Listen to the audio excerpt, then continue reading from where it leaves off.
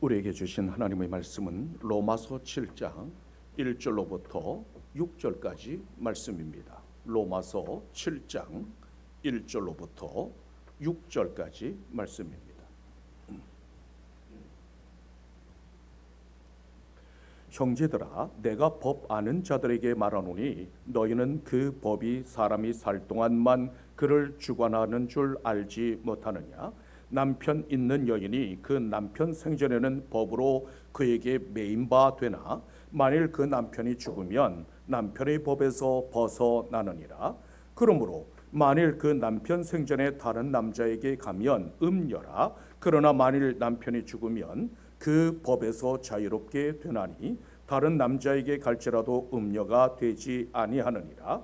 그러므로 내 형제들아, 너희도 그리스도의 몸으로 말미암아 율법에 대하여 죽임을 당하였으니 이는 다르니 곧 죽은 자 가운데서 살아나신 이에게 가서 우리가 하나님을 위하여 열매를 맺게 하려 함이라. 우리가 육신에 있을 때에는 율법으로 말미암는 죄의 정욕이 우리 지체 중에 역사하여 우리로 사망을 위하여 열매를 맺게 하였더니 이제는 우리가 얽매였던 것에 대하여 죽었으므로 율법에서 벗어났으니 이러므로 우리가 영의 새로운 것으로 섬길 것이요 율법 조문의 묵은 것으로 아니할지니라. 오늘 우리에게 주신 하나님의 말씀입니다. 어떤 사람이 가지고 있던 모든 것과 은행 융자까지 받아서 집을 샀습니다. 그런데 경기 침체로 집값은 점점 내려가고 설상가상으로 실직을 하게 되었습니다. 수개월분의 융자금이 밀렸지만 갚을 길이 전혀 없었습니다.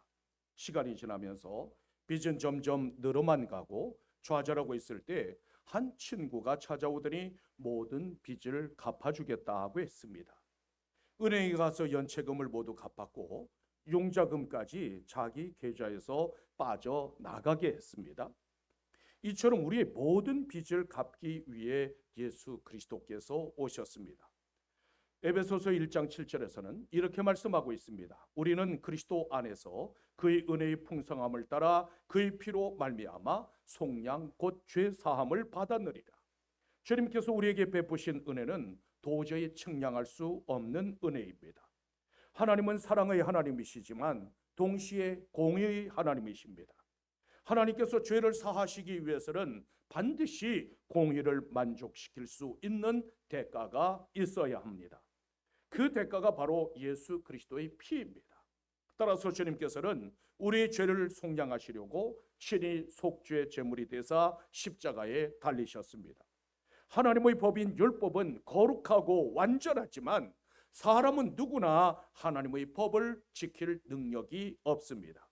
따라서 율법 앞에 선 인간은 절망과 좌절을 맛보게 됩니다. 그러므로 십자가에서 피 흘리사 율법을 완성하신 예수 그리스도의 은혜 앞에 서야만 살 길이 있습니다. 예전에 시골 마당 한쪽에는 설거지한 물을 담는 가스통이 있었습니다. 집에서 나오는 음식물 장반들을 담아두는 그런 통입니다. 막대기로 그 가스통을 휘휘 저으면 온갖 찌꺼기들이 다 떠오릅니다. 율법은 마치 가스통을 휘휘 젓는 막대기와 같습니다. 따라서 율법 앞에 서면 추하고 더럽고 냄새나는 죄인인 내 모습을 보게 됩니다. 그때 주님의 십자가 앞에 나아가 무릎 꿇으면 십자가를 타고 흘러내리는 주님의 보혈이 나의 죄를 씻어줍니다. 나는 율법을 지킬 능력이 없지만 율법을 완성하신 주님 앞에 나아가면 의롭다고 인정해 주십니다. 이것이 율법으로부터의 자유입니다. 율법으로부터 자유를 얻을 수 있는 길은 과연 무엇일까요? 어디론가 도망치거나 맞서서 싸우면 자유할 수 있을까요? 아니면 더욱더 열심히 지키려고 노력하면 될까요? 본문 2절에서는 이렇게 말씀하고 있습니다. 남편 있는 여인이 그 남편 생전에는 법으로 그에게 매인바 되나 만일 그 남편이 죽으면 남편의 법에서 벗어나느니라. 율법은 많은 것을 요구할 뿐만 아니라 반드시 지키라고 요구합니다. 만일 지키지 못하면 정죄를 당하게 됩니다. 이런 운명에서 벗어나려면 율법이 죽든지 아니면 내가 죽어야만 합니다. 그런데 문제는 하나님의 법인 율법은 결코 없어지거나 죽지 않습니다. 마태복음 5장 18절에서는 이렇게 말씀하고 있습니다. 진실로 너희에게 이르노니 천지가 없어지기 전에는 율법의 1.1획도 결코 없어지지 아니하고 다 이루리라. 율법의 효능과 율법의 가치는 천지가 없어지기 전에는 결코 폐해지거나 없어지지도 않을 것이라는 말씀입니다. 구약의 율법은 이미 끝났다, 아무 효용이 없다고 말하는 사람들이 더러 있습니다. 그러나 율법은 신령한 하나님의 말씀이요 성령으로 감동된 절대적인 진리입니다. 따라서 율법의 효능은 예수 그리스도께서 다시 오실 때까지 결코 사라지지 않습니다. 율법은 사람들의 영적인 상태를 비춰주는 거울과 같습니다. 따라서 사람들로 하여금 자신의 죄를 깨닫게 할 뿐만 아니라 교사처럼 그리스도께로 인도하기도 합니다. 로마서 7장 12절에서는 이렇게 말씀합니다. 이로 보건대 율법도 거룩하고 계명도 거룩하고 의로우며 선하도다. 우리가 율법에 대해서 결코 오해하지 말아야만 할 것이 있습니다. 율법은 악하거나 무익한 것이 아닙니다. 오히려 완전하고 거룩하고 순결하고 부족함이 없기 때문에 다만 우리가 지킬 수 없을 뿐입니다. 특히 율법에는 그리스도 예수 안에 있는 믿음으로 말미암아 구원에 이르는 지혜가 담겨 있습니다. 따라서 거룩하고 의롭고 선한 율법은 절대로 죽지 않습니다. 죽기는커녕 1.1획도 상처조차 입지 않고 오히려 영원합니다. 따라서 율법으로부터 자유할 수 있는 길은 단 하나의 길밖에 없습니다. 율법에 대하여 벗어나려면 율법에 대하여 내가 죽어야만 합니다. 여기에 기독교 복음의 핵심이 있습니다. 그렇다면 율법에 대하여 죽을 수 있는 길은 과연 어디에 있을까요? 로마서 6장 4절에서는 이렇게 말씀하고 있습니다. 그러므로 우리가 그의 죽으심과 합하여 세례를 받음으로 그와 함께 장사되었느니라. 성도는 머리 대신 예수 그리스도와 연합하여 장사됨으로 율법에 대하여 죽은 자가 됩니다. 예수 그리스도께서 십자가에 달리실 때 그 십자가에 나의 옛사람도 함께 죽었습니다. 그뿐만 아니라 우리 주님께서 다시 무덤 문을 여시고 살아나실 때 우리도 새로운 하나님의 자녀로 다시 살아났습니다. 그러므로 율법은 더 이상 우리를 저주하거나 정죄할 수 없습니다. 율법의 종로로 타던 옛사람은 십자가에서 죽었고 그 십자가에서 우리는 하나님의 자녀로 새롭게 태어났습니다. 이것이 구원이요, 이것이 십자가의 능력입니다. 왜 우리는 율법에 대하여 죽어야 할까요? 죽어야만 율법과의 관계를 청산할 수 있기 때문입니다. 예수 그리스도를 믿는 자는 율법의 모든 정죄와 구속과 저주로부터 벗어났습니다. 그러므로 갈라디아서 3장 13절에서는 이렇게 말씀하고 있습니다. 그리스도께서 우리를 위하여 저주를 받은 바 되사 율법의 저주에서 우리를 속량하셨느니라. 예수 그리스도께서 십자가에 못 박히신 이유는 우리를 율법의 저주에서 속량하시기 위함이었다는 말씀입니다. 주님께서 십자가에 달리사 온갖 멸시와 모욕과 천대를 참으신 결정적인 이유는 우리를 사랑하셨기 때문입니다. 우리는 그리스도와 연합한 거룩한 신부들입니다. 본문 3절에서는 이렇게 말씀하고 있습니다. 그러므로 만일 그 남편 생전에 다른 남자에게 가면 음녀라. 그러나 만일 남편이 죽으면 그 법에서 자유롭게 되나니 다른 남자에게 갈지라도 음녀가 되지 아니하느니라. 우리는 죄와 연합하여 하나님의 진노 아래에 있었습니다. 그러나 십자가에서 우리의 죄를 대속하신 예수 그리스도를 믿음으로 옛사람은 죽고 하나님의 자녀로 거듭났습니다. 우리는 율법에 대하여는 죽고 은혜에 대하여는 산 자가 되었다고 하는 이 말씀을 확신할 수 있어야 합니다. 그리스도와 연합한 성도들은 예수 그리스도처럼 거룩하고 의로운 자가 되었습니다. 왜냐하면 그리스도와 연합함으로 그리스도의 의와 영광을 나누어 받았기 때문입니다. 따라서 다시는 옛사람의 그 죄악된 행실을 버려야만 합니다. 그리스도의 정결한 신부가 되어 예수 그리스도처럼 선하고 거룩한 길을 가야만 합니다. 갈라디아서 5장 24절에서는 이렇게 말씀하고 있습니다. 그리스도 예수의 사람들은 육체와 함께 그 정욕과 탐심을 십자가에 못 박았느니라.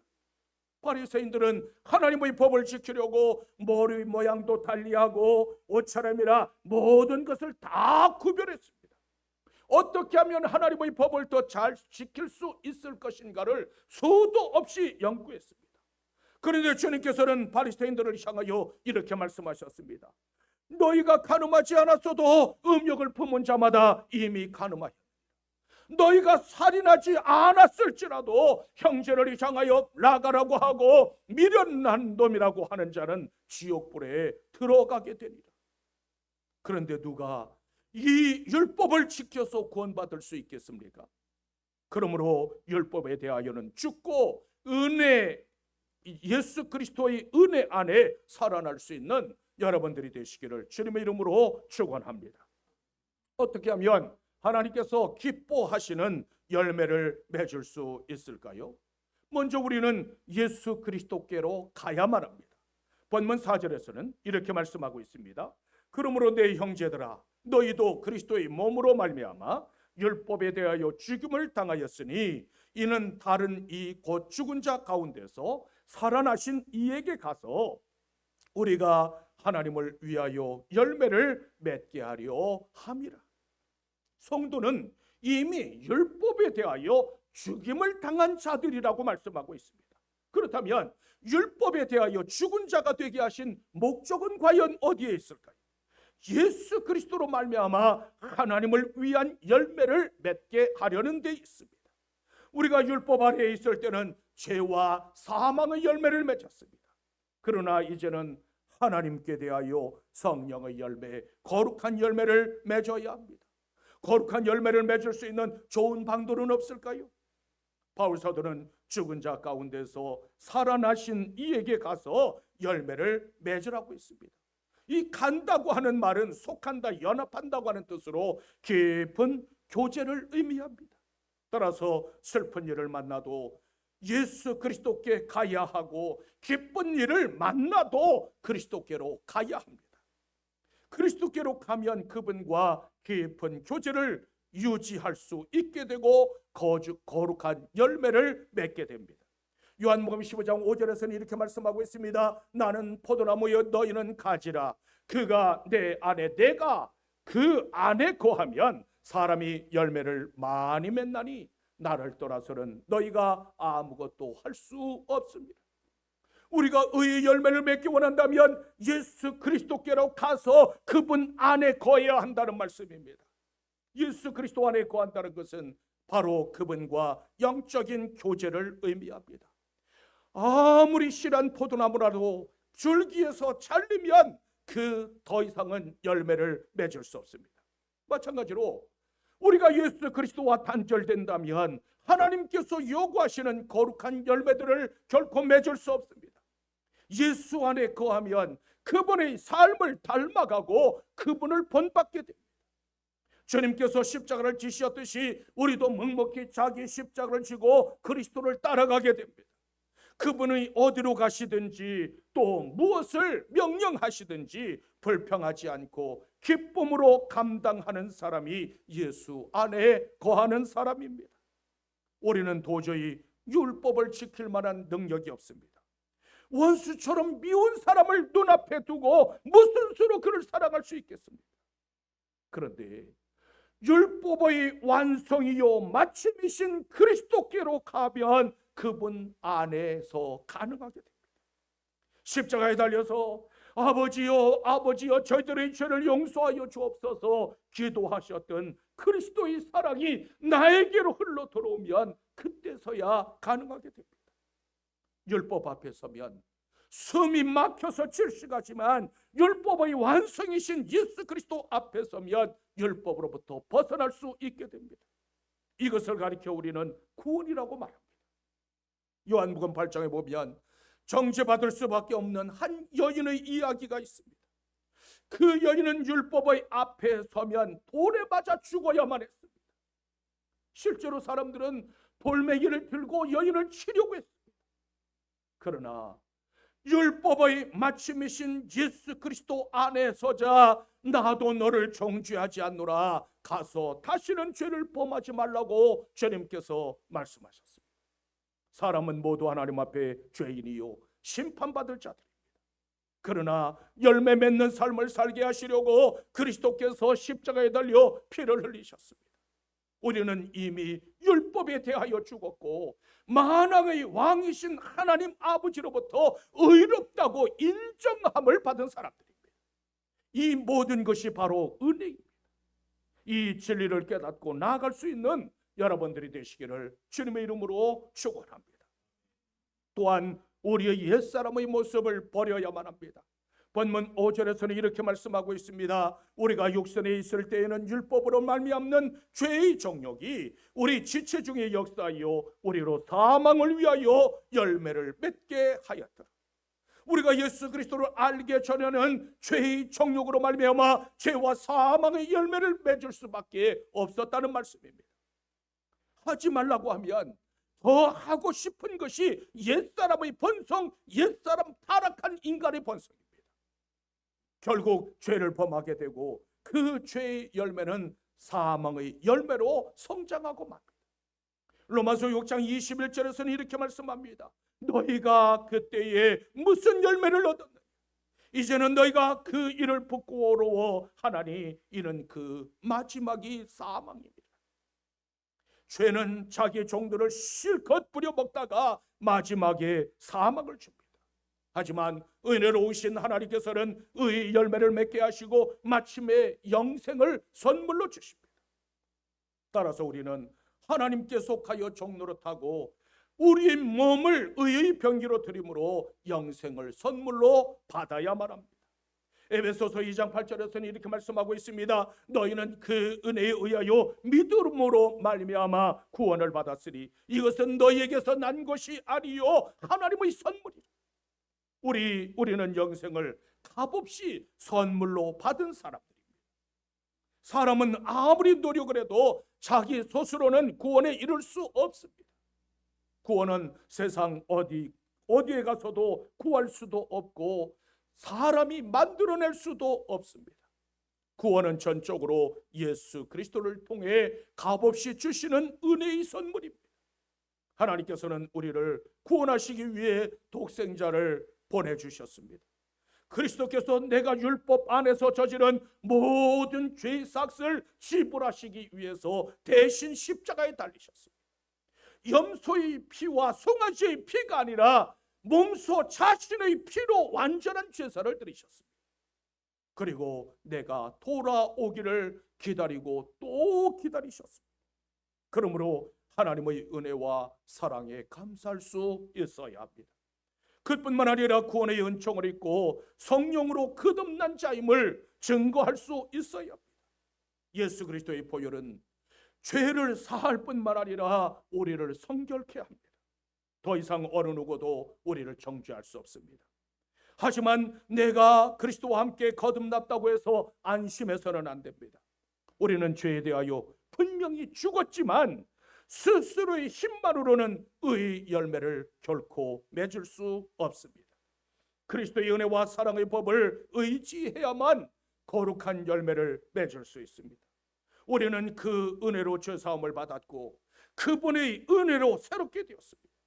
사랑이 없는 율법은 능력도 열매도 결과도 없습니다. 그러나 사랑이 넘치는 곳에는 달라집니다. 자식을 낳은 어미에게 아이를 잘 돌보라고 하는 명령이 무슨 소용이 있겠습니까? 내 자식을 잘 먹여라, 내 자식을 입혀라, 위험에서 보호해라, 내 자식을 깨끗이 씻겨라. 이러한 일들은 명령하지 않아도 사랑하기 때문에 마땅히 합니다. 은혜 안에는 사랑의 열망만 남습니다. 찬송을 부르고 또 불러도 모자라고 사랑하고 또 사랑해도 모자랄 뿐입니다. 그러므로 찬양하며 고백하게 됩니다.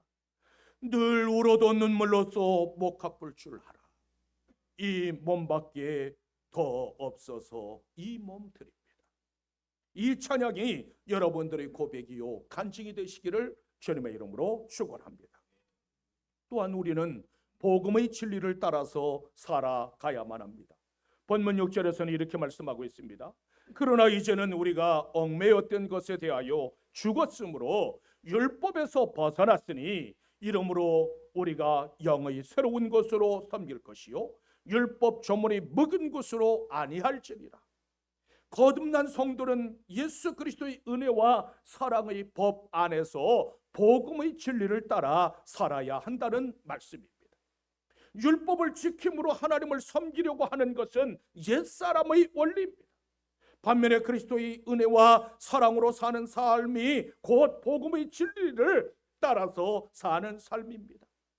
율법은 지켜야 할 까다로운 법을 제시하지만 그것을 지킬 수 있는 능력을 함께 주지는 않습니다. 따라서 율법 가운데 있을 때는 죄의 정욕 때문에 사망의 열매를 맺고 살 수밖에 없습니다. 그러나 그리스도와 연합한 새 사람은 더 이상 율법과 씨름하지 않습니다. 왜냐하면 그리스도와 함께 십자가에 죽었기 때문에 더 이상 정죄당하거나 저주당하지 않습니다. 오히려 하나님 앞에서 의롭다고 인정함을 받았습니다. 이제는 성령의 새롭게 하심으로 그리스도와 함께 살아갈 수 있게 되었습니다. 그러므로 더 이상 죄의 종노릇 하지 말고 하나님께 종노릇 하십시오. 하나님께 종노릇 하는 것이야말로 최고의 자유요 최고의 지혜입니다. 그러므로 그리스도 안에서 성령의 새롭게 하시는 은혜 안에서 살아갈 수 있는 여러분들이 되십시오. 그리스도를 향한 사랑이 뜨거워지면 율법 안에서는 아무리 노력해도 나타나지 않았던 열매들이 맺혀지게 됩니다. 로마서 8장 4절에서는 이렇게 말씀하고 있습니다. 육신을 따르지 않고 그 영을 따라 행하는 우리에게 율법의 요구가 이루어지게 하려 하심입니다. 영을 따라 행한다는 것은 성령을 쫓아서 행한다는 뜻입니다. 성령을 쫓아 행할 때 원리가 달라지게 됩니다. 바로 성령의 새롭게 하시는 은혜의 원리입니다. 율법이 아니라 은혜의 원리로 사는 사람들이 모이는 곳, 그것이 바로 교회입니다. 그러므로 교회 안에는 용서가 있어야 하고 내 허물이 아무리 드러나도 부끄럽지 않고 아프지 않아야만 합니다. 울고 싶은 사람들이 마음껏 울 수 있는 곳이 바로 교회입니다. 저는 우리 산정인 교회가 이런 곳이 되기를 소망합니다. 쉰들러 리스트라고 하는 영화를 보면 오스카 쉰들러가 독일군 장교에게 이런 말을 합니다. 진정한 힘이란 무엇인가? 죽일 수 있으면서 죽이지 않는 것이 참된 힘이다. 때릴 수 있을 때 때리지 않는 것이 참된 힘이다. 바로 은혜를 베풀 줄 아는 것, 그것이 참된 힘이라고 말합니다. 하나님의 사람들은 분명한 삶의 원리가 있어야 합니다. 그 삶의 원리는 은혜의 원리, 용서의 원리, 사랑의 원리. 갈라디아서 2장 20절에서는 이렇게 말씀하고 있습니다. 내가 그리스도와 함께 십자가에 못 박혔나니 그런즉 이제는 내가 사는 것이 아니요 오직 내 안에 그리스도께서 사시는 것이라. 이제 내가 육체 가운데 사는 것은 나를 사랑하사 나를 위하여 자기 자신을 버리신 하나님의 아들을 믿는 믿음 안에 사는 것이라. 우리가 예수 그리스도를 믿는다는 것은 그분과 함께 십자가에 못 박히는 것과 같습니다. 내가 사라져야, 내가 나타나지 않아야만 그리스도가 나타난다는 사실을 잊지 마십시오. 내가 죽어야만 그리스도께서 산다는 이 진리를 잊지 마십시오. 이것이 복음의 진리를 따라서 살아가는 아름다운 삶의 모습입니다. 복음의 진리를 따라 살아감으로 하나님께서 기뻐하시는 열매들을 맺어갈 수 있는 여러분들이 되시기를 주님의 이름으로 축원합니다. 이 세상에서 제일 속이기 쉬운 사람은 누굴까요? 여러분들은 이 땅에서 제일 누구를 속이기 쉽습니까? 제 고백은 이 땅에서 제일 속이기 쉬운 사람은 어머니. 아닌가요? 저만 그런가요? 어머니가 제일 속이기 쉬워요. 어머니는 자식의 말이라고 하면 그 말이 무슨 일이든지 다 믿고 다 속아줍니다. 오늘은 영어 사전 산다고 돈을 다 내고, 내일은 딕셔너리, 모레는 콘사이스를 산다고 3번씩이나 주머니를 긁어내도 속아줍니다. 그게 어머니예요. 왜냐하면 어머니에게는 은혜가 있고 사랑이 있기 때문에. 율법은 우리에게 완벽함을 요구하지만 사람은 그 어느 누구도 하나님의 법을 지킬 수 없습니다. 율법은 단 한 번만 범죄하더라도 가차없이 정죄합니다. 죄의 삭은 사망이라고 선포합니다. 지독한 채권자처럼 멱살을 잡고 당장 갚으라고 요구합니다. 그러므로 율법이 아니라 십자가의 은혜에 매어 살 수 있는 여러분들이 되십시오. 하지만 율법에서 벗어났으니 이제 마음껏 죄를 지어도 괜찮다고 생각하면 오산입니다. 로마서 6장 15절에서는 이렇게 말씀하고 있습니다. 그런즉 어찌하리요? 우리가 법 아래 있지 아니하고 은혜 아래 있으니 죄를 지으리요? 그럴 수 없느니라. 이제 율법 아래 있지 아니하니까 은혜 아래 있으니까 마음껏 죄를 지어도 괜찮지 않느냐? 아니라는 말씀입니다. 죄가 지배하면 모든 기쁨이 사라지고 거룩함도 정결함도 행복도 다 사라지고 맙니다. 따라서 성도는 은혜에 합당한 삶을 살아갈 수 있어야만 합니다. 우리가 율법을 지킴으로 구원받는 것은 절대로 아닙니다. 오히려 우리는 예수 그리스도를 믿고 구원받은 그 기쁨과 그 감격으로 하나님의 말씀을 지키며 살아갑니다. 그리스도를 닮아가고 하루하루를 은혜와 사랑의 감동으로 살아갈 수 있는 여러분들이 되십시오. 율법의 원리가 아니라 사랑의 원리, 용서의 원리, 은혜의 원리가 여러분들을 다스리게 하십시오. 예수 그리스도를 만난 기쁨과 감동 가운데 살아갈 수 있는 여러분들이 되시기를 주님의 이름으로 축원합니다.